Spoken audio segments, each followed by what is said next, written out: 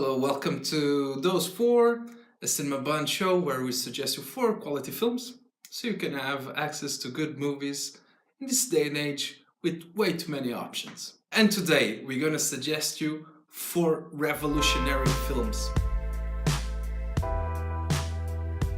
So let's start our pick of revolutionary films. Revolution films. Number one, This Revolution. Rosario Dawson is in it. It touches on topics of some anarchist groups, such as the Black Bloc. So the movie, it's basically there's going to be a convention. George Bush is going to come to New York to give a speech, and it's everything surrounding those days there and the journey that the cameraman has within himself. A little fun fact, there's a really cool music also by the Block Party, that British band, I think they're British, no I don't know. And Immortal Technique, it's also in the movie as an actor playing himself, but he's in the movie and some songs of him are also there.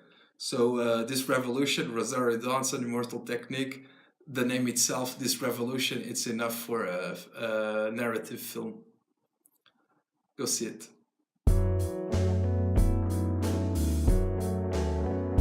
Our second pick, Battle in Seattle.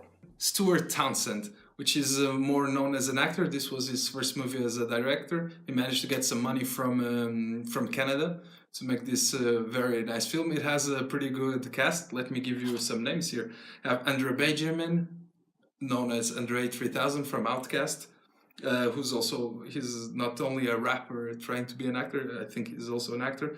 Jennifer Carpenter from the TV shows, Woody Harrelson, Charlize Theron, Ray Liotta, Channing Tatum, and Michelle Rodriguez, which is very funny in this movie. So again, it's about a group of anarchists and also the policeman. There's a scene I do like a lot, and I've used that example many times in the prison where there's the policeman and the main activist, the main protagonist of the film. They're in prison together and they have a pretty nice talk.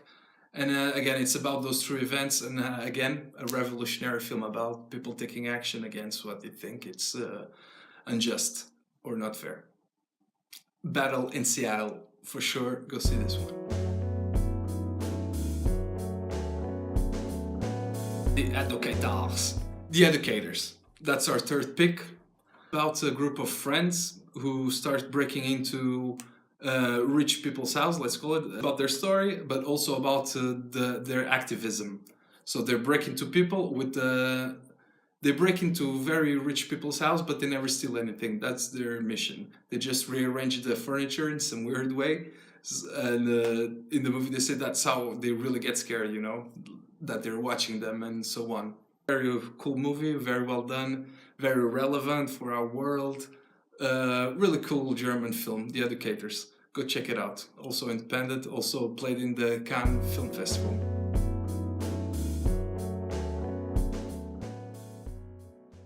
Last, but definitely not least, we have The East. Alright?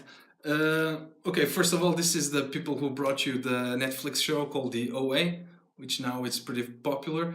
This movie was not that popular when it came out. I think it's receiving a cult status among the DVD and streaming markets and so on, but at the time in theaters it just didn't pan that much. It's directed, I'm sorry, I have to read his name and I'm gonna pronounce it badly, but his name is Zal Batmangli. I'm very sorry, man, I don't know how to say her name. And the actress called Britt Marley, they both wrote the script together. She starred in it, he directed it. They also made a pretty cool film called The Sound of Voice, which is quite similar to The OA, by the way. So if you want to see that one as a bonus, this is it. But this movie is very, very nice. It's pretty cool. Also played at Sundance Festival. It stars Ellen Page, the Scandinavian guy from True Blood. Alexander Skarsgård. You've heard it here in Cinema Van. The movie played at Sundance. It was in the indie world. It was very well received. It's phenomenal. It's about a group of activists again that sometimes break into people's houses. They have big plans. They have like three gems, they call it, like jobs, to make things better for other people. But then a very nice thing about this movie, it's that it doesn't portray that so simplistically. For example, the main guy, the Scandinavian guy who is like the leader of the gang, of the group, you know, you sort of see he's a bit shady actually, and you know, you see he's not a good person, and in the end he doesn't even care that much about the world. Is more an ego trip and so on.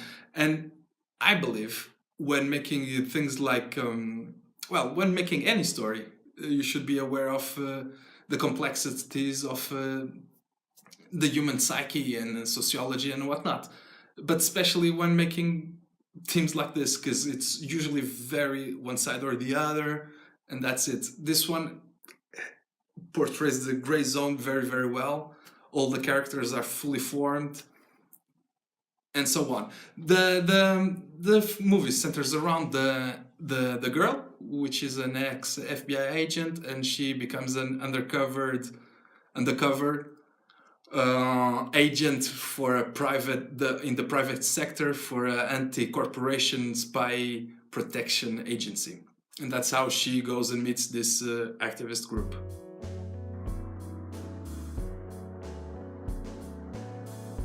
Alright, thank you so much for watching. I'm Dr. Lebowski. Again, thank you so much for watching. You can subscribe, like, all those good things if you so wish. Why not? And have a nice one. Hope you see some good movies.